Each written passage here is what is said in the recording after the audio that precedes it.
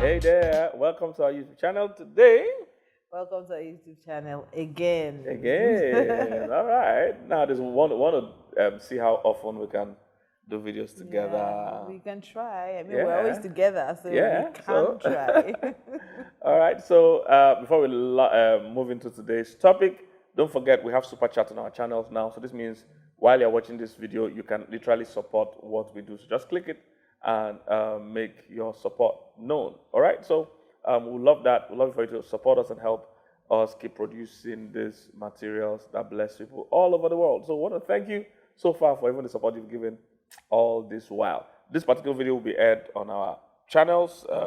Mine is Kingsley Okonkwo. Mine is Mildred Kingsley-Okonkwo. And we have some other ministry channels on YouTube, LDM with PK. And Just Us Girls Global Network. Then we have Wholesome Sexuality. Yes. All right, so click all this, subscribe to all these channels, and comment, share, like, all the other things that people do. And don't forget, this year is one of our major touring years. Yeah. So it means that we're going to tour all over the world. So if you're watching this from Canada, we're coming to Canada in the month of May. Yeah. All right, we're going to Canada in the month of May.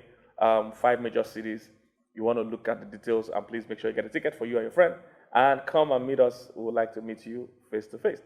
In August, we'll be in the United States of America. It's been a while. We visited America. Yes. So you want to be there also, all right? If you're anywhere in the United States, we're visiting like 9 or 10 major cities in the United States. And by the end of the year, we'll be in the United Kingdom. Yes, full circle. Full circle. So if you're in London, Manchester, Birmingham, or Scotland, we're coming your way. So, but all the details are available on our website, on our Instagram handles, social media handles.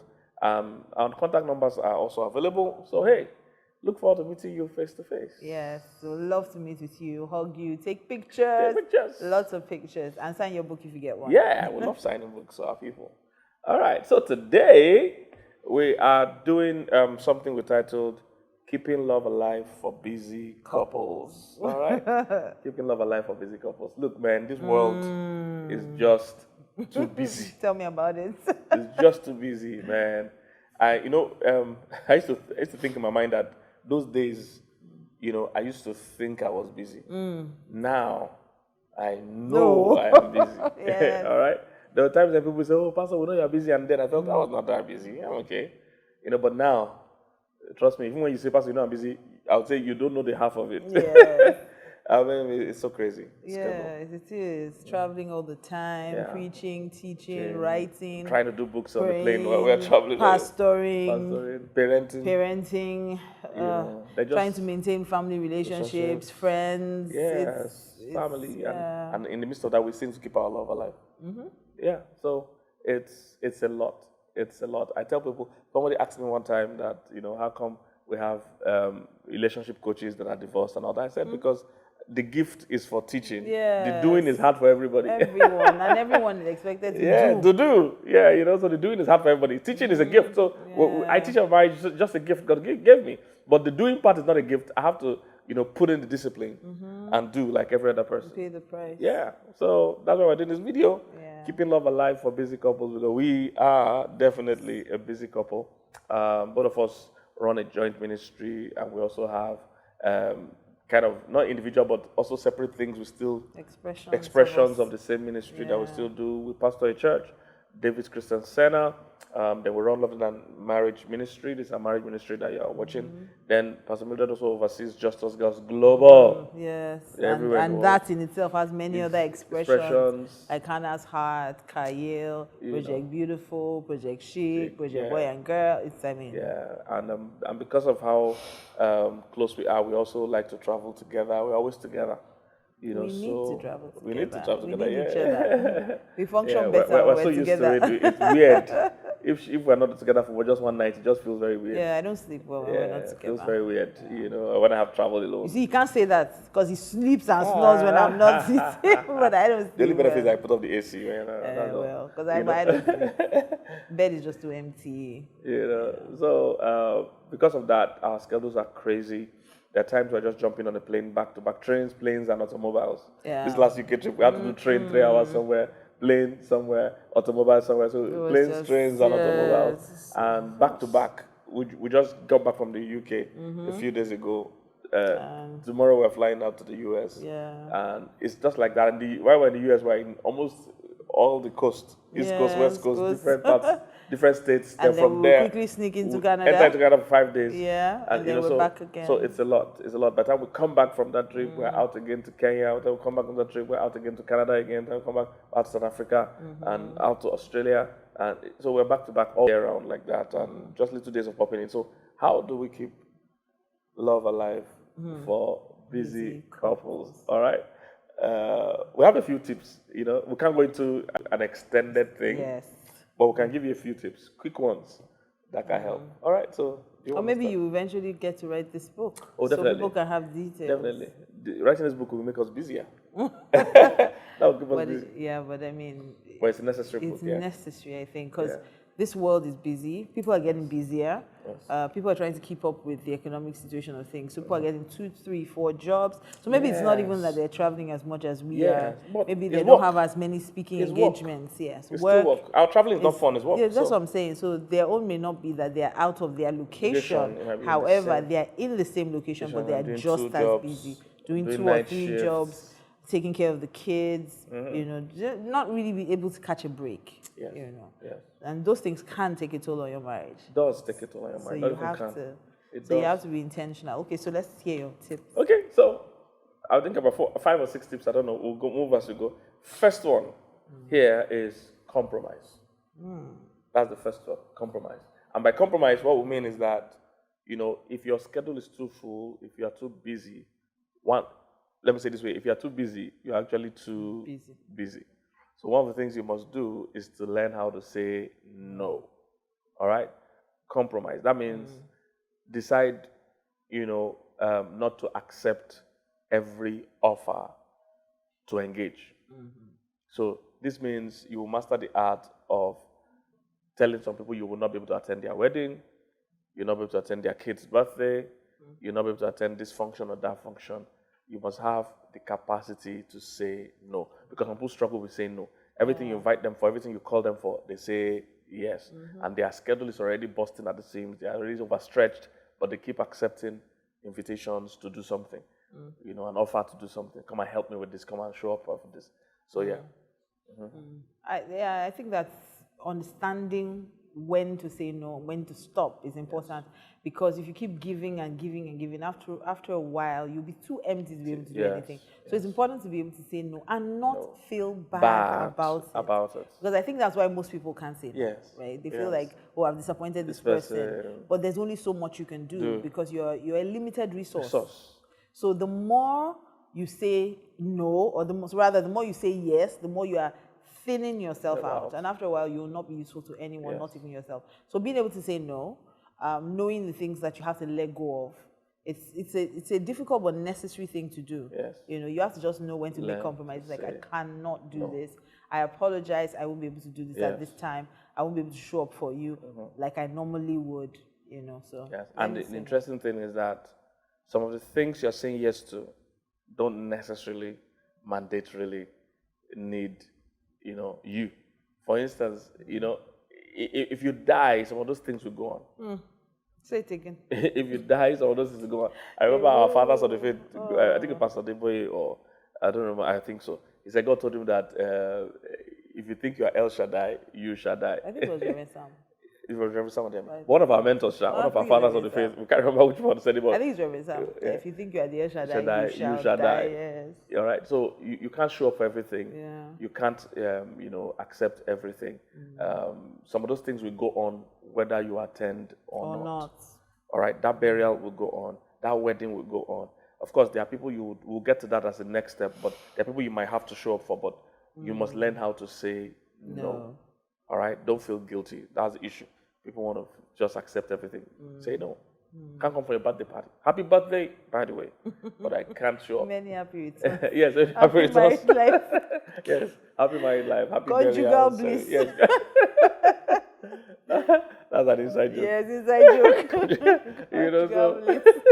So, it's not everything you're going to show up for. So learn to say no. Come on, let's practice. 1, 2, go. No. You can do it. Come on. You can do it. Say no. No. So liberating. Yes. No. Just say no. And children are amazing at it. Yes. They just say, give me, no. Do you want to? No. Yeah. But you know don't say no. No. They just. And if you're a nice-hearted person, you will struggle with this because you want to help everybody. Yes, you want to show up for everybody. You want to help everybody. But the problem with that is at the end of the day, you end up You have nothing disappointing left. everyone. Yeah, disappointing everyone, but Sometimes you're you not can't there. even keep up. Yes, and you even want disappoint to, people but that you even can't. matter, Yeah. like your kids or your spouse or somebody. So you must learn to say no. You are not the El Shaddai. All right, if you think you are El Shaddai, you shall die. All right, so you don't have to show up everything. Learn to say no. All right, next step is prioritize. Prioritize. So the first one is compromise. Choose what you can and cannot do. The next one is prioritize. Prioritize. So in this one, you try to identify the things that you must do. All right? The first one is identify the things you don't have to do, things you say no to. But these ones are things that you can't ask anybody to do it for. You can't delegate it. You must do it. All right? So prioritize the things that no other person can do. What are those things? Itemize them. These are things that keep the whole organization going, keeps the whole family going. These are things only I can do. All right? Like we said, things like loving my wife, I can't delegate that. Better not. Yeah. but when it comes to things like conducting counseling for other people in church or conducting weddings for other people in church, somebody like me as a pastor, I can delegate that. All right? So prioritize. What are the things that I must do as the CEO, as the manager, as the head of the home, as the wife, as the husband, as whoever? What are the things that I can't hand over to anybody? You need to find what those things are and note them.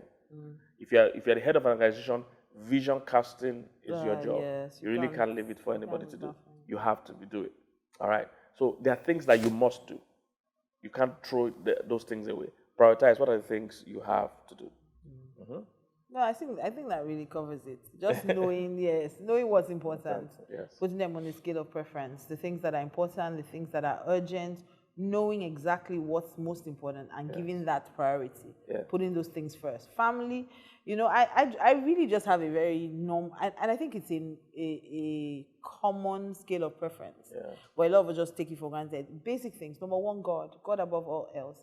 Secondly, my family. Then every other thing comes after that. So those two are my priorities. Every other thing, we can walk around. But my children, my husband, my immediate family, then, of course, my siblings, my parents.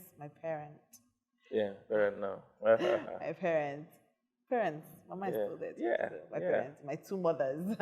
And then, of course, doing God's work. That's a priority as well. So, and apart from that, my relationship, not just doing God's work, but my relationship with God.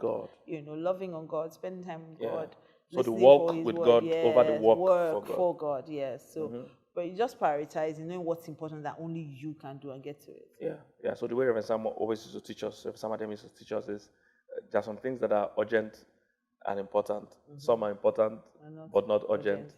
Some are urgent but not important. So you have some to are not urgent and they are not important. Yeah. All right. So you need to know which one is actually urgent and important. Which one? There are some that are not urgent but they're important. And if you leave them for too long, they would now become urgent and important. All right. Something like keeping healthy. It's not urgent for you to go and do exercise. But if you continue not to do it for a long time, it becomes urgent and important. All right. So prioritize. You have to do that by yourself. Takes us number 3, authorize. Authorize. This means delegate. Authorize other people. You're going to give them the authority. Authorize other people to do things for you. All right, that's delegation. And that one's so critical because you can't do everything. You can't be everywhere at the same time. You can't do everything. You must understand that there are things that people must do for you. And I know that people, especially people who are very hands-on, they hate to delegate. They hate to delegate. Now, the problem with not delegating is that thing will stretch you and it will still not get done. Yes. However, if you delegate and the people don't do it as well, you can spend some time training them.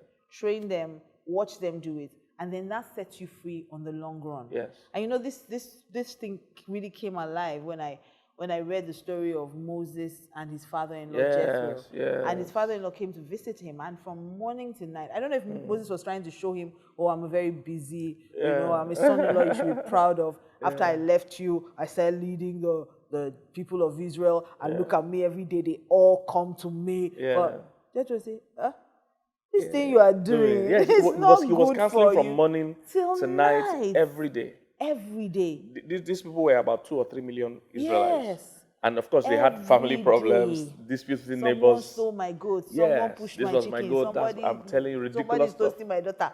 Somebody, all Ridiculous kinds of stuff. things. And so Jethro said to him, You're not impressing anyone. You're going to die. You're going to kill. You're going to kill the people. You're going to Weary yourself and the people. So the people you think that you are, I have to be there for, I have to be there. You're still going to cause them to be exhausted at the end of the day. So it may only make sense for you to pick people you can trust, people who are able, people who are faithful, people who are willing, and you train them and then, authorize them to step in for you. Yes. Let them know that from now you have my backing. If you have questions, you come back to me, but you can act on my behalf. So I authorize you to act on my behalf. And the time you spend training them is investment.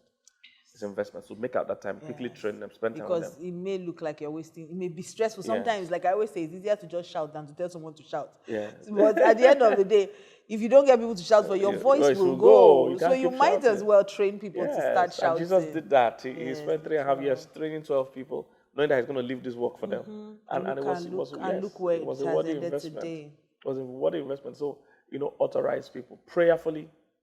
Find these people, equip them. For us, we do marriage counseling, but American people don't even see it as a job.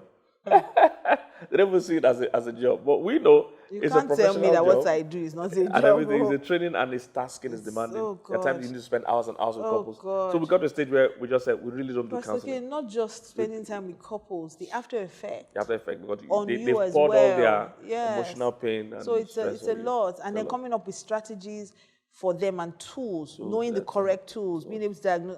And there's still follow up and other things. So, but we got to a stage where we had to expand what we did and brought other people other counselors in, train them, and now they also counsel. So that way, we don't have to sit down with every couple, because that is demanding, and we still travel and travel and travel. So authorize other people to act on your behalf. Some of you might be something as small as getting somebody to do your laundry or cook for you or whatever, but you need to release some of the things in your hands.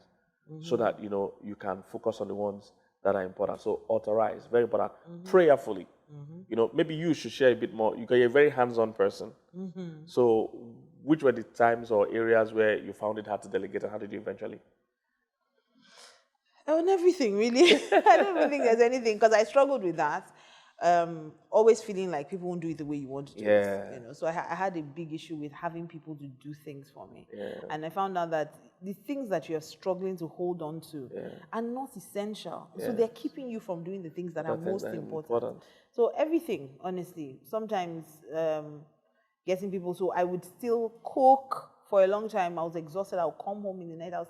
After a while, I started training some of the girls that live with me. And I'd say, this is how you do this. And I'll watch them do it. They'll watch me do it. Then I'll watch them do it. Then I'll stay and, and after a while, then I would out of the kitchen and have them do it and I'll taste it. But I would still be very particular about your food. I cannot lie. Even till today, I'm still very particular about your food. And sometimes the kids too. I don't want them to not know the taste of good food. So I still sometimes struggle with that. Basic things too, just basic things, keeping the house, all kinds of things that, life has even forced me to eventually delegate, because sometimes I'm not on ground. Yes. All right. So authorize, delegate some things. Take us to the next one, strategize. Strategize. If you're a busy couple, you definitely have to put some strategy you must plan. into keeping your love alive. You must plan. You must be intentional. You can't expect it to just happen. There's no let's just go with the flow. There's no flow, guys. No flow. You have to strategize. You must have a plan. You must be intentional. You must ask yourself, what can we do, at every point in time? So put some strategy in it. For instance, for us, our date nights and our vacations and things like that are in our calendar. Is as fixed as any other thing. So if not, something will always come up, because something always comes up. So you have to put it in there, let it be solid, strategize, plan. Think of how to leverage technology. If there are people you need to talk to, you don't always have to have physical meetings. Can you have Zoom meetings? Can you have travel time is exhausting as well. So you might as well do it virtually. What's important is you get to talk to the person. Also, if you're like us to travel a lot, we have to talk to our kids every day. Every day. So we have to video call them. Yes. We have to have conversations. Yes. Sometimes have them take the phone and walk away from everyone. As I want to talk to only you. I want to talk to only you at this time. So, you know, it's important. And it's fixed. It's routine. Yeah. Once they get up, get dressed for school, they call us every day, video call, no matter where we are in the world and what time it is in the world. They have to call us at their time. Once they are ready to go to school, they call us and we speak to them and we pray over them, you know, every day. So you have to strategize. And in the evenings as well, just check up. How are you eating? What did you do today? Blah, blah, blah. Just have those conversations. Yes. It's so important. I don't think, even, you know, it's important for us to even plan things like, oh, we're going to buy ice cream with the children. Yes. Yes. You won't believe, like, we are that intentional about planning. You must have a strategy. You can't just say, let's see how it goes. Plan your entire day. You know, maybe because I'm such a planner too. Yes, I feel more organized. I feel more settled when I have a plan, that I know that I wake up at 6 or I wake up at 5, I'm doing this. I wake up at 3, I'm doing this. Then I maybe go to bed at so and so time. At 2 o'clock in the afternoon, I'm doing this. At 3 o'clock, I'm on 3 p.m. and at 4 o'clock, I'm doing like I literally live like that, and I think it makes my life easier. Yeah, you know? Yeah, and you look for ways that you will kill 2 birds with 1 stone, because right now you don't have a lot of stones, so you can kill 100 birds. So you kill them. All right. The next one here is maximize. Maximize. So maximize the time that you do actually have. All right. No matter how busy you are, you do have some little pockets of time here and there. Maximize it. All right. So this means make sure your partner or your spouse is somebody you talk to regularly. So if you have 5 minutes, you can check on them. You can send them a message. You can drive with 1 car if you can. So that way you talk a bit. Yes. You can drop off the kids. That way you bond with them when you're driving them to school. You know, things like that. You're maximizing the little opportunities and time you have. One thing we used to do a lot was that when we get back home, we don't go into the house quickly. We just stay in the car and talk. Because once we get down from the car, get into the house, the TV comes on, the news is going, the children are screaming. We're trying to look for what to... Or you turn on the TV. It comes on by the TV comes on. So before you know it, you're so distracted and you guys are not talking. So maximize the periods you have together. Another thing we do is that we always do vacations together. All the time the kids are on holiday. Yeah. You know, whether it's a work trip for us or not, they are with us no matter where we're going. We're always together as a family for every vacation. So we plan everything we do. We maximize it. If we have preaching engagements in an area, we do the family vacation in that area. That way we kill 2 birds with 1 stone. All right. So maximize everything you do. Maximize both work and play and fun and everything together. All right. And that brings us to the last one. Revitalize. Yeah. All right. So, because the truth is that if you're a busy couple, you'll be stretched usually. And spent. Spent. That's the word. That's even the right word. So you are giving and giving and giving, and if you're not careful, you always bring only the tired version of you home. The worn-out tired version. So that's you are giving your kids, your family, you know, the leftovers all the time. Yes. You know, so you have to revitalize yourself. Take breaks. You know, John Maxwell would say, deviate daily, withdraw weekly, and abandon annually. All right, deviate daily, withdraw weekly, and abandon annually. That means every time in the day, deviate from your normal routine. Even if it's for 1 hour. Yes, for 1 hour, even for 10 minutes. Just come out of that meeting, come out of the series of meetings back to back. Take a breath, because you need to. Your health, your mental, physical, and spiritual health is important, because that is the version of you that you're giving to your family and even to your job, if that's what's important to you. So you must make sure you are revitalized as a person. Yeah. So take those breaks, rest. You need sleep. All right, there are times you need to shut down. See, the world won't end if your phone is on silent or even off. The world won't end. Everybody will be fine. Whenever you wake up, you continue with the world. Yes.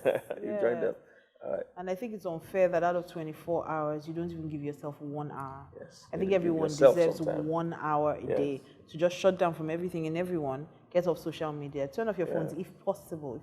If there's no emergency, shut the door, close your eyes for that 1 hour. Just let it be your time. It can be in the morning, it can be in the afternoon, it can be at night, it can be the last thing you do, it doesn't matter. But you must at least give yourself 1 hour out of that 24 hours just to, reboot. rejuvenate, Yes. revitalize, And come alive. yes, and the concept is that you're taking care of the three parts of you. So you're taking care of your body in terms of Also, rest yeah. and exercise. You're taking care of your mind in terms of reading something separate from your job. So you're not just reading reports. You're reading something. It can be a novel. It can be something separate from what your mind would normally do. You know, and then you're building your spirit. You know, by worship, attending church, prayer.